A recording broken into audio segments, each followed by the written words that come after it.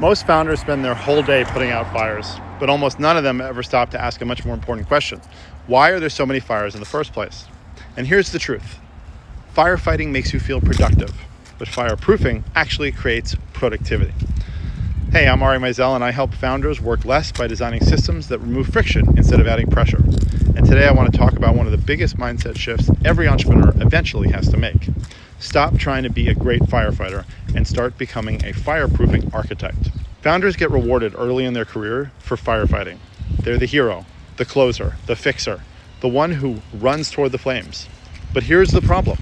Every fire you put out without creating a system to prevent it is an invitation for that exact fire to return over and over.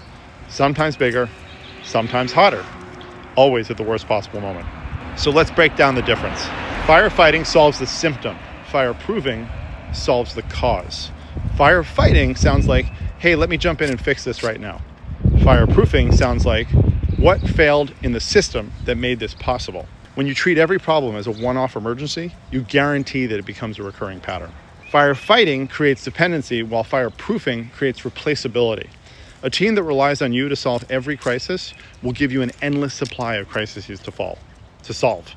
A system that can detect, contain, and neutralize issues on its own, that's when you finally become replaceable. And remember, replaceability is freedom, not removal.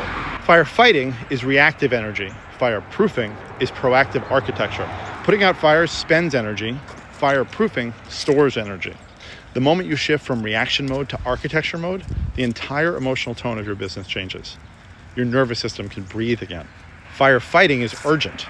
Fireproofing is important. And founders almost always choose urgency over importance. Why?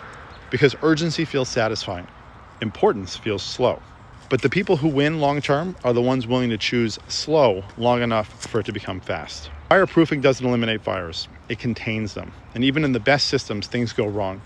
But a fireproof business doesn't collapse when they do. It bends instead of breaks. It isolates instead of spirals. And it recovers instead of panicking. If you feel like you're constantly running from one crisis to the next, it's not because you're bad at your job. It's because the system is asking you to do a job you shouldn't be doing. You don't win by being the fastest firefighter.